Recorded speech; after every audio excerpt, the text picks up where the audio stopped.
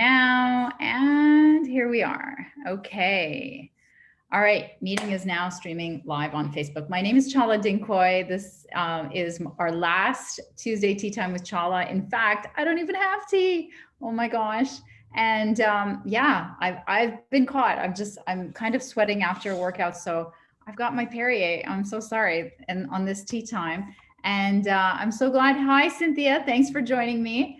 What I'm doing is I'm welcoming people to the Tuesday Tea Time with Chala. It looks like it's just you and I for the moment. I was just going to wrap up the year and talk about the fact that this is the end of 2020.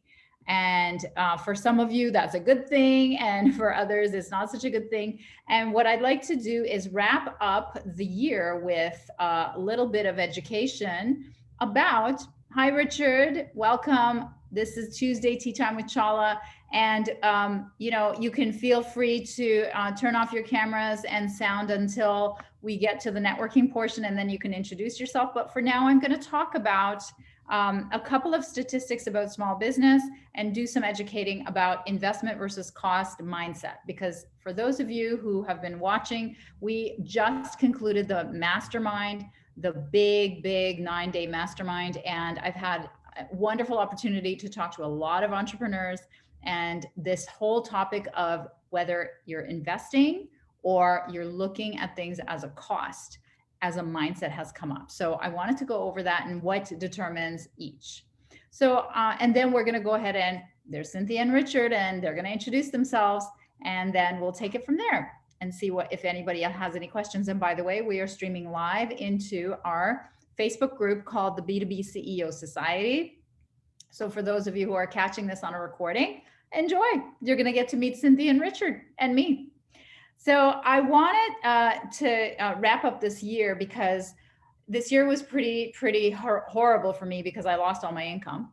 And, I'm in Canada. So most of the time I made my multiple 6 figures income by just getting on a plane, speaking at a giant conference and closing business in the audience. And then that went away, of course, in March. So I have had to 100% pivot everything online, and it has come back with full force. And I've spent my brains out investing in learning how to do that because I'm 51. It didn't come naturally to me to go out and find clients online, because I could find them in any, conference that I was invited to speak at. So when I look at even before COVID, some of the statistics are 86% of small business owners make less than 100K a year, you guys. And the median is, if they're incorporated, is 50,000. And if they're not incorporated, is 23,000. We're talking about really low income here for small business statistics. 82% of failed businesses said that cash flow was the reason. And the second reason was lack of market demand. So we talk a lot about that in my programs, about how to figure out where the gap in the market is so that you can figure out what the demand is. And less than 2% ever reach $1 million. So if you're in $1 million bracket, good for you. I'm going to get there, and using these online methods, I'm definitely going to be able to get there much sooner than trying to get to more conferences, because that was physically impossible. More than 50% fail the first year and 95% in the first 5 years. So that's a 2019. Now, COVID made 31%, more than a third of small businesses non-operational. So that's gonna change all of the stats around the earnings, around the profitability, and all of that. So the reason why I'm bringing all this up is not to bring you down at the end of the last Tea Time Tuesday with Chala, but I want to talk about the investment versus cost mindset. Now, how do you know if you have an investment versus cost mindset? The investment mindset, when there is, this is what I did, I didn't know how to sell online. I had no idea how to get my clients, which are multiple 5-figure clients who are, CEOs of B2B companies. I did not know how to get to them, and I did not know how to sell them. So I invested more as a dollar amount in my business than I had since the last 7 years of owning it. And I had very limited income. I had very limited savings. Life was good. I thought things were great. I had my best year ever, but I spent a lot. So here's how I differentiated myself in terms of an investment mindset versus a cost mindset. And I have met a lot of people who have given me cost mindset objections. And throughout the year, they're still where they are, and I have replaced my entire income. So here's how you know which camp you fall into. The investment mindset looks at an expense for the business in terms of ROI, return on investment. The cost mindset looks at it as what I'll take out of my savings to pay for this, what I'm going to take out of my budget to pay for this. That's all they can concentrate on. The next thing the investment mindset looks at is how many new clients will this get me? That's how they're thinking. And the cost mindset is thinking, how will I ever replace this money? Because they can't even see the possibility of what they're learning is going to be able to get them. The investment mindset says, is this the missing ingredient in my success? Okay. And the cost mindset says, I can do this, or sorry, the cost mindset says, can I find a cheaper alternative? So if these are all the things that you've been saying to yourself, you know which camp you fall into. The investment mindset says, this teacher or this course, hey, Lawrence, will help me master this skill that I'm missing. Whereas the cost mindset says, I can do this on my own or learn from free resources. So that's the difference. And then I have a few others that I wrote down. The investment mindset says, how quickly can I implement to recoup this? And then the cost mindset says, how can I sell something to be able to afford this? That's a lot of what I'm hearing is, let me get back to you as soon as I sell something. Well, if you could sell something to be able to afford this extra thing, you'd already be doing it. So that's the catch-22. Now, the investment mindset says, I can't waste a minute before I learn this and buy this. And what the cost mindset says is, I'll make the decision later while I'll mull it over. So those are some of the differentiators that I could come up with based on all the conversations that I had in the past 2 weeks with, hundreds of small business owners. And luckily for those that were in the same camp as me who looked at some of the things that I was offering as an investment, they took me up on it. But the ones that are in the cost mindset are still suffering, and they will continue to suffer, and they will be part of the statistics. And it doesn't matter if they buy what I'm selling or anything else, but if they're in that cost mindset, they will always stay where they are with making very minimal gains. And I know, because I used to be in the cost mindset until I paid a lot of money to get myself over to the investment mindset. And I knew that it had worked, because when I lost all my income, when I could have gone into the fetal position and stopped spending, I started spending. I spent more than I ever have on the business. So I know that I've been able to shift from an investment mindset and from a cost mindset into an investment mindset. All right, so let's go around now and let's meet you guys one by one. Some of you are familiar faces, and tell us what you do, and then tell us, what you think about this whole investment versus cost mindset. Cynthia, do you want to start since you were here first? Oh, you're muted. And you're all muted, actually, so you can unmute yourselves. Okay, so my name is... Oh, you cut out. Okay. My name is Cynthia Wade, and I live outside of Chicago, Illinois. And the first thing I would like to say, Chala knows this, but you guys don't, is that I'm not a business owner. 7 years ago, when I took early retirement, I founded a not-for-profit. And there are a lot of similarities, but there are also some significant differences that have to be taken into account when you think about planning and working within the framework of a not-for-profit. So that's the first thing. The second thing I would say is that, my not-for-profit life experience is much shorter than my for-profit life experience.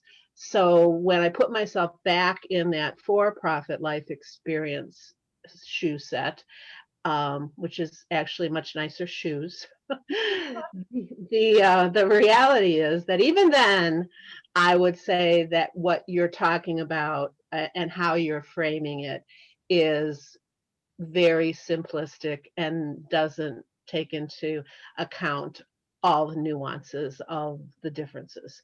I don't disagree with the basics of what you're saying.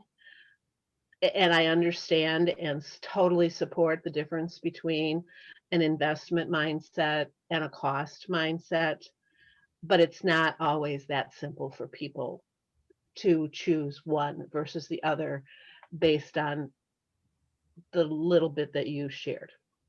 Well, so first tell us what you do.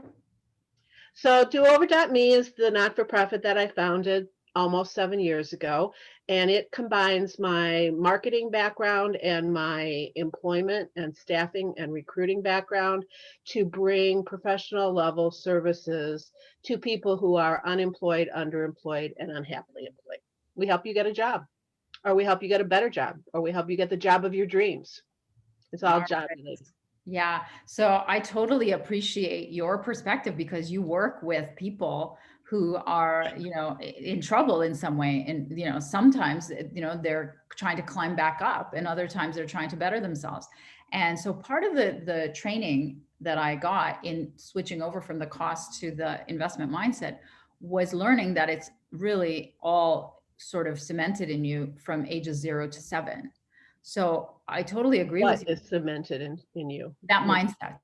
That mindset is absolutely cemented in you. It is programmed by the I age don't know if I'd go along with cemented. I mean, or, yeah, I understand what you're saying, but you can choose to change. Yes, but it takes it's not easy is what I'm saying. Yeah. It took me a lot and I'm still fighting against it because they're patterns, right? So by the age of 35, 95% of your responses and your thoughts are conditioned. And they're programmed, and these are all like scientific. These are all things that I learned. Yeah. So anyway, all that to say, I completely agree with you. It is very difficult to change. It is very difficult to change, but it's absolutely possible because I'm a living, breathing version of that. So thank you, Cynthia. Yeah, thank you. Okay, so Richard, tell us what you do. Sure. Thank you for having me. I tend to be long-winded, so don't feel shy to cut me off. Well, can you keep your introduction to a minute? I will try. So okay. I own a company I started in 2017 called Touchdown Security. We're a cybersecurity consulting company. It's my third company. My first company I started in 1998. So I've been doing cybersecurity for over 35 years. I started in the Air Force and did some work for the NSA. Worked for Goldman Sachs, worked for a variety of other types of companies, and then started to work for myself in 98. I didn't have the type of challenges financially that I have now back in 98. So I started with no funding. I've never actually taken outside funding for any of my companies. When 2016 came and went, I had a big falling out with my partner of my second company. Long story short, I wound up having to leave that company, sold that company, got paid out. And never wanted to work for anyone since 1998. I always wanted to work for myself, right? So I had to start a new company after 17 years of the prior one. And that was a big challenge because at 57 years old, I thought I was going to ride into the retirement sunset with the other company, right? I was lucky enough to get fully paid out in 2019, but in 2017 and 2018, I didn't have any of those funds and my income just vanished. Now, the more money you make, a lot of people spend more. So I was accustomed to quite a lavish lifestyle at my last company. And so I had a double whammy. I had no job. I had to start a new company from scratch. I couldn't solicit clients that I had in the past, right? I couldn't solicit employees that I had in the past. And I had no money to start this company. So it was a double whack. And it was very, very difficult. So now bringing it to the context of cost versus investment, right? Yeah. In the beginning, it was all about cost because I really had no choice. I had nothing to invest except my time. So I worked like a dog. When I finally got my money from the sale of the last company, that's when I started to really invest. And it was not an easy decision. And it still goes against the grain because you need to have a lot of confidence that if I'm going to spend this amount of money on this, I'm going to get a return on investment at some point in the future. And if you've never actually spent the money on a particular thing, like for me, my biggest challenge was marketing. I never marketed. sales. I never had to spend any time on sales. Clients just came through word of mouth. It was just easy peasy. Now, all of a sudden, new company, no clients, blah, blah, blah. I have to learn all of this. I have to spend money on this. I don't know how to do it. Maybe I'll outsource it. It's always been a black hole. I spent all this money on marketing and sales. I never seemed to get the ROI. It was very frightening to do that. I'm way further past spending a fair amount of that money that I got. I am finally, at the end of this year, going to make a profit. Since the beginning of 2017. So I've been investing since the beginning of 2017, and it's a very scary road. I was lucky. I had a chunk of change that carried me through. I took a line of credit on my house. I had to pull money out of my 401. I mean, I was really in dire straits, but I had the full confidence in my abilities. Yeah. I knew that I could do it, and I had to do it because there's no way that I was going to go back to working in a cube for someone else. And that's the difference, Richard. That's exactly what I did. I maxed my 2 credit cards and called the credit card companies to increase my limit. I borrowed from my coupon clipping 70-year-old retired mom. And I, during COVID, I deferred my mortgages. I had 3 mortgages, I deferred them. So that's what I used. I used that cash, and I used everything else that I could to be able to invest, because exactly what you said, I had the belief that I could do it because I had no choice, because I was not going to go and look for a job. So that's the difference, I think, between what the investment mindset is and between the one that says, I'm just not going to do anything. I'm going to ride this out. I'm going to stay the way it is, and I'll just take it. I'll just take whatever comes. So that's great. So what was, Richard, the defining thing that turned the corner for you? What was it that finally got you the ROI? I think, having all the infrastructure in place to run my business that I didn't have when I started, systems, process, procedure, specific people knowing the right skill sets, things like that. I think that was crucial, because when business started to come in, I was focused on the client. I didn't have to worry about all these other things, or trying to scramble to put something in place that I didn't put in place because I didn't have a paying client. So I invested in having these things in place already, so that when it came to closing business, everything was there. For instance, my proposal system, it's all online. I send you an email. It has a link. You can click the link. You can see the proposal. You can download the PDF. You can sign it, all of these sorts of things. And I'm very process intensive, and I have a lot of technology that runs my business. Very, very costly. I mean, if you saw my SaaS bills, you would be like, oh my. And I still look back at these expenses and try to trim them. But, there's a cutoff point, right? I could do my finances. I could do my books. I could, put my checks into the banking account, or I can hire someone to do it. Well, if I hire someone to do it, then does it free up my time? And if so, how much of my time does it free up? Where are my priorities? Where am I spending my time? What's the best return on my investment of my time? And that's with talking with prospects. That's with closing deals, doing sales, things like that. So that's been, my focus. And I think because of that and my confidence in that focus, that I've been able to get to where I'm at. But COVID certainly didn't help either. I mean, I for 6 months, it was like everything stopped. Yeah, absolutely. That's true. That's great. So thank you, Richard. Lawrence, welcome back. Why don't you introduce yourself? We're streaming live, so people might be seeing this later. Okay, well, I'm Lawrence Fox, and I'm the CPA that loves to do bookkeeping. And I'm here in the sunniest basement in all of Thornhill, Ontario. Yeah. I'm looking outside your window, Richard. Is that snow out there?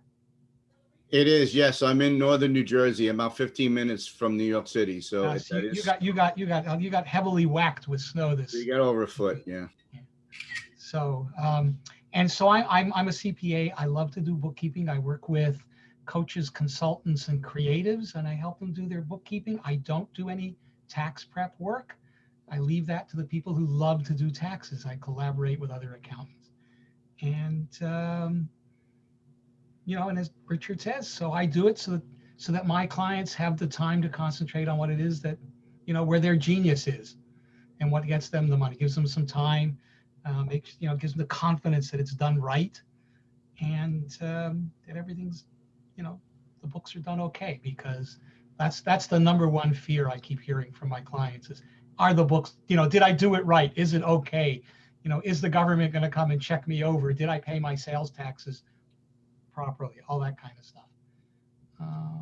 So Lawrence, what do you think about this whole difference between? I definitely agree that those two mindsets exist to one degree or another. I don't know if it's that sharp a divide, but I'm certain that some people will look at it. I have always invested in myself, but I mostly do it. I've done it through sweat equity. I've either learned it myself, done it myself, taken courses. Partly it's because I think until recently I was a little too stubborn to be coached. And a few years ago, about a year and a half ago, I realized, no, I need to open myself up to that, to be able to learn. And what made you realize that? That's a big realization, Lawrence. Yeah, well, partly because I was started to listen to people, or maybe I found some coaches that were starting to resonate with where I was, and I was reaching a point in my business that I knew I needed to make some changes to the way I did things within the business. I'm in the business of helping people create their processes and their ways of doing things, but I've never really looked at the processes that I use to run my own business. And I was realizing that in terms of my own business, it was the shoemaker's children go barefoot. I didn't necessarily have a lot of them in place for me. So I needed to start looking at what I needed to do that. Got it. And also the flip side is actually starting to document my processes for my clients, so that, at the end of the year, when it's time to do the year end for somebody, I'm not scrambling around going, what did I do last year? Where are my notes on certain things like that? So. That sounds great. Thank you. So, in wrapping up, there's so few of us, but I do want to go through, and I want to ask you guys, because I am curious, what is the one thing that you guys are going to be doing differently in 2021 in your business?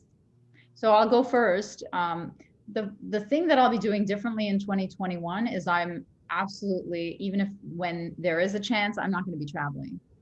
I'm going to say no, because I can make more money staying here, and I'm a single mom to an 11-year-old autistic kid.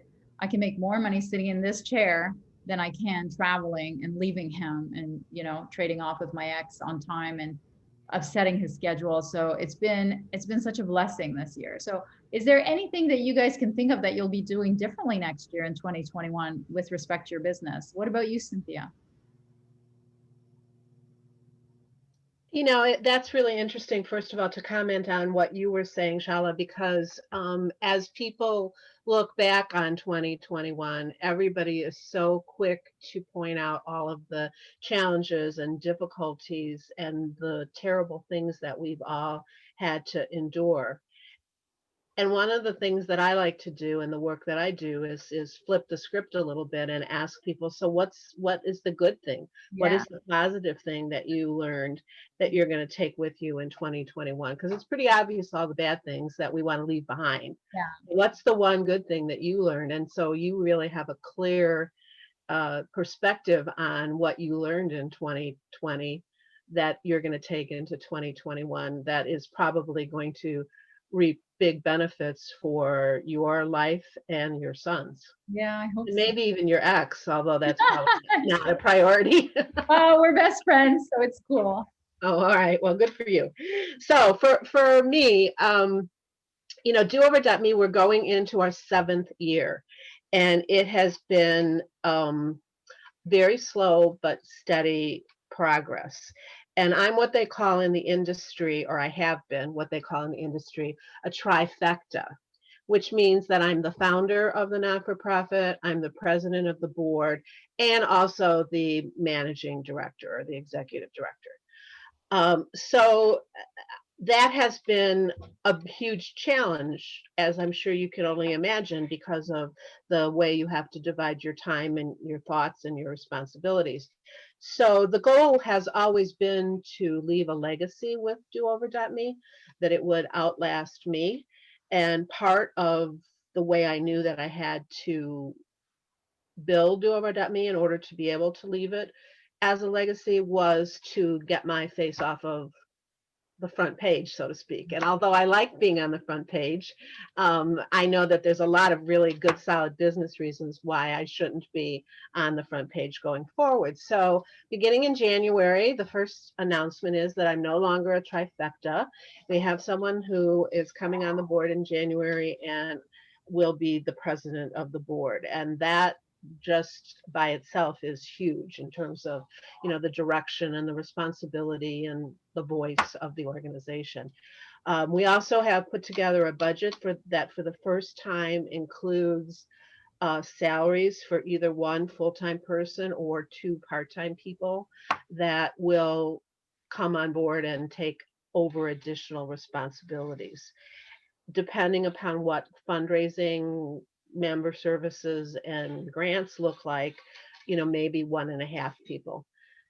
So the second goal is by the end of 2021, as we begin 2022, to actually have a second hat removed, and that would be as executive director or managing director. I want to give that up too, and I will always be the founder. Nothing will ever change that.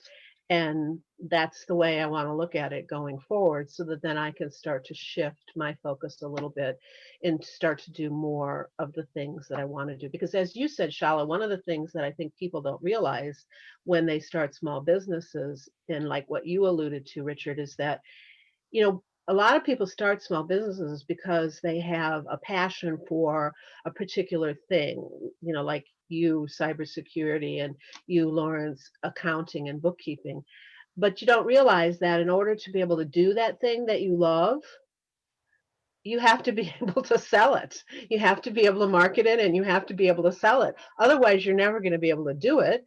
And if you don't do it, you're never going to be able to bill for it. And if you can't bill for it, you're, you know, screwed, right? So I mean, I've been around the block enough times to know that. So going forward, I've in the past had to do a lot of things that I'm not the best at, and that I didn't really like doing.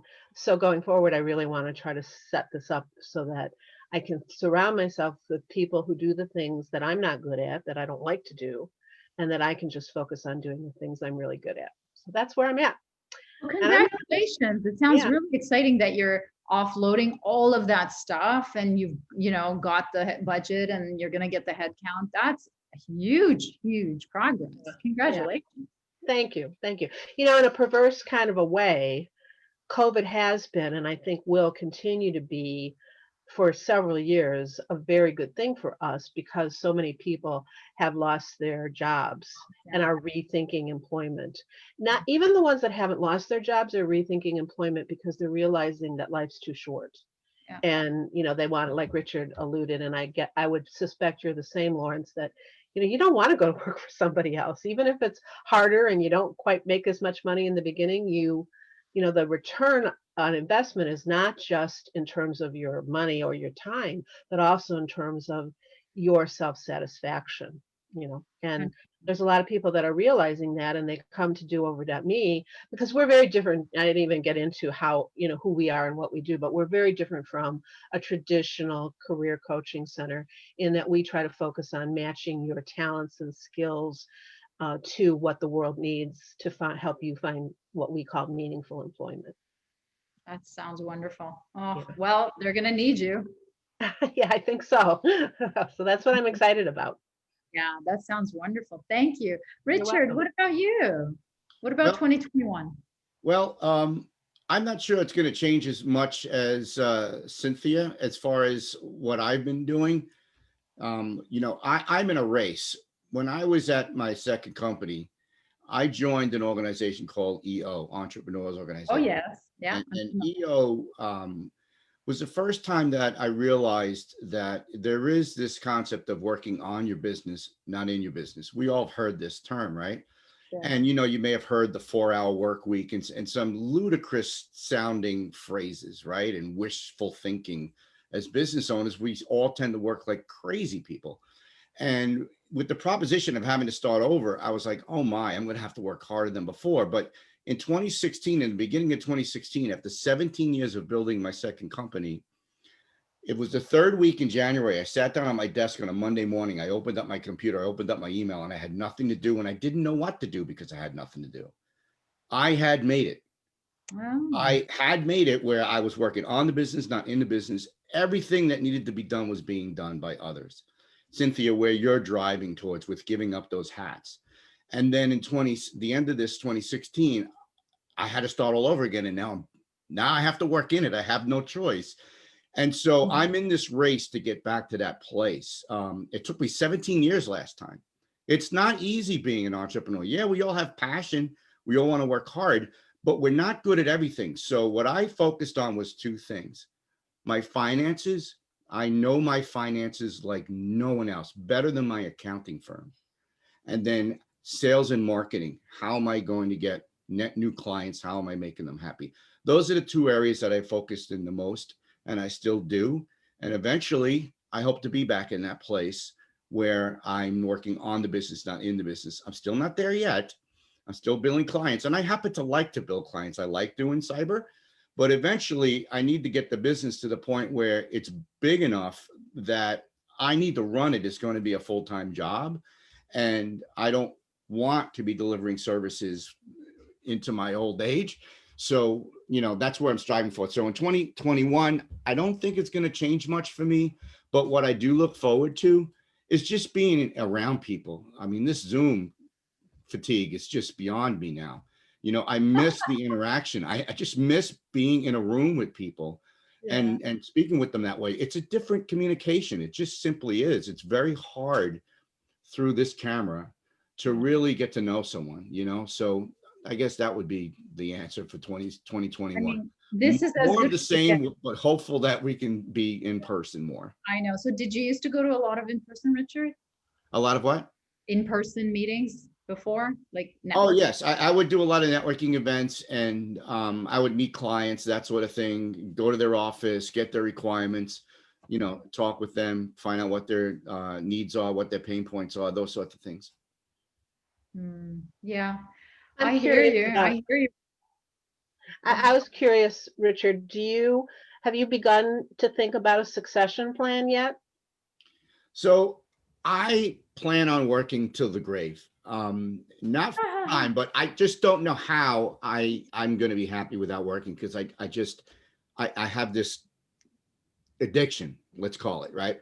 So now what will I be doing? Well, I won't be doing much of what I'm doing now, right? I'll help with strategy. I'll help with some of the engagements with others, networking, things like that. But the day-to-day operations and that sort of thing, I don't expect to do that. So I guess the short answer is maybe 10 to 20 hours a week, and lots of vacation here and there where I get away for 2, 3, 4 weeks, whatever, and then come back. But I don't ever see myself just not working. I mean, it might change, but I understand. I took 6 months off when I sold my last company, and I was bored to tears. I did a lot of travel. I went to Asia. I mean, I still like the satisfaction of accomplishing something. I like the challenge. I like the stimulation. There's lots of things that I like about working. That's okay. I just was asking. I hope you didn't feel like I was. Oh, not at all. I just was curious, and that I think your answer is a great answer, and I certainly understand. All right. Okay, Lawrence, tell us about your 2021. I just wanted to point out to both Cynthia and Richard that a long time ago, a very wise man once said to me that if you manage to be self-employed for longer than 3 months, you'll never go back to working for somebody else. Wow. And it's true. You become unemployable. Yeah. Okay. I don't think I would ever go back to working for somebody else. And I've been working for myself for 30 years. At various, this is my second company. Wow. I just want to say 2020 for me actually also was not that bad a year either. It kind of accelerated my move to being a virtual bookkeeper. because I wasn't going to clients' sites anymore. So it's like I don't get out of the basement anymore. It's all online, or I have one client where I go there once a month to grab a bunch of paper because I haven't got him trained yet to scan things. Okay, but other than that, it kind of accelerated that change. It was something I was thinking of doing, but it pushed me to do that. And it also pushed me to looking at making my services more and more like products, as opposed to I'll just do the bookkeeping. So in fact, I actually launched a product this year. I teach people how to use Calendly to book appointments. Because I was using it myself and I was raving about it, and I was going to do a presentation at one of my networking groups about it. And all these people said, oh my God, I need help with that now because I'm sitting in my house and I got to make appointments. Yeah. Oh my God, Lawrence, that's so funny. You're selling that? I do. 90-minute sessions with people, teach them how to set up and run Calendly. Amazing. So You're so smart. So smart. So 2021 is going to be for me a big year at looking at sort of improving some of my processes, adding a little bit more of a sales process to how I meet with people, which is something that's very rare in the bookkeeping and accounting world. A lot of us, we learn how to service our clients, but the one thing that's almost never done or never taught to bookkeepers and accountants is how to do sales, because it comes, right? And for most accountants, they say, how do you know your accountant is an extrovert? He looks at your shoes when he mumbles. Funny. Okay. That's so funny. I recruited in engineering, and that they use that exact same joke with engineers. Oh well, since my son is in the process of becoming an engineer, I can't appreciate that. But there's that 10% of us accountants that aren't that way, or engineers, or whatever. So I'm looking at figuring out ways and means to either market myself better or change some of the conversations I have with people. And I've been thinking about ways and means of doing that, because I think part of it is I think I have to talk to people and be able to make them understand, oh yeah, this is what a bookkeeper can do for me. Richard already knows it's going to save him time and aggravation, but it's that investment mindset that people have to get beyond sometimes, that are, new in business or even have been doing it for a couple of years. So it's Lawrence, sorry to interrupt. Did you see were you ever a part of the Mastermind? Did you see any of the Mastermind stuff? No, I was not available to do any of the Masterminds last week. I was doing client work. Yeah. No, well, I have lots of ideas for you, because I really do think that you got to hook them in with a pain point that they're bleeding and screaming about, rather than just the generic, we save you time and money, right? Like, so that's where you would differentiate. And then the other thing is, you're such a personality, is that, to take that brand, to take that personality and make that a personality of the brand, and then put that into the marketing. And then the third part is that you could absolutely learn a conversation model it's a one conversation close sales model that I learned and that I teach. So it's in like one meeting, and I close like $30,000. My programs are $30,000. So, if you're ever interested, if any of you, I mean, some of you have heard my stuff. So this is the kind of stuff that we taught on the free mastermind that was 9 days. And we keep teaching it every 6 weeks. So catch it the next time somebody reaches out to you, or just, let's book a one-on-one. But absolutely, I can see it. I can see how it could be for you.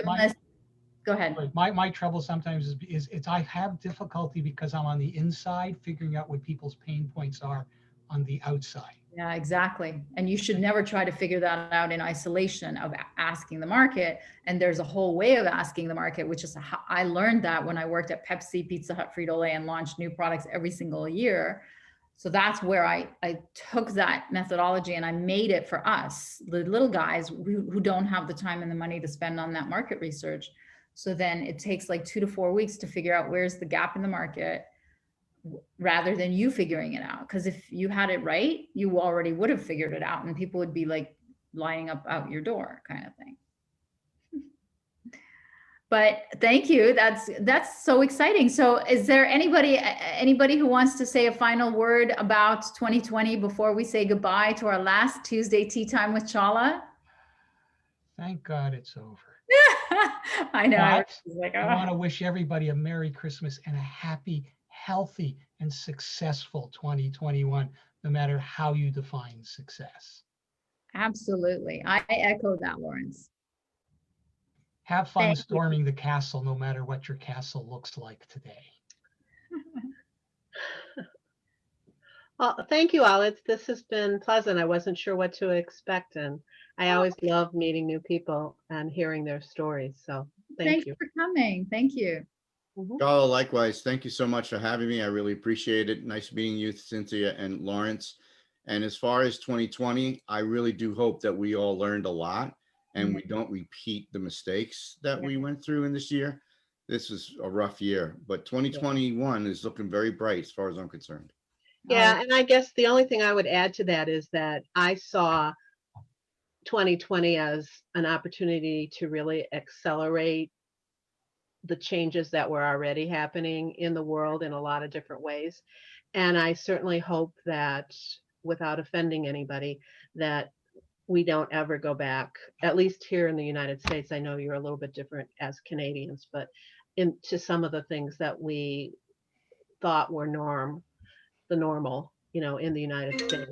I hope we never go back to them and that we can find a better way to do so much of what we do, because there were many, many more times during 2020 when I was not proud to be a citizen of the United States than I was to be proud of it. Yes, it's been a learning all around. Yes. Everywhere.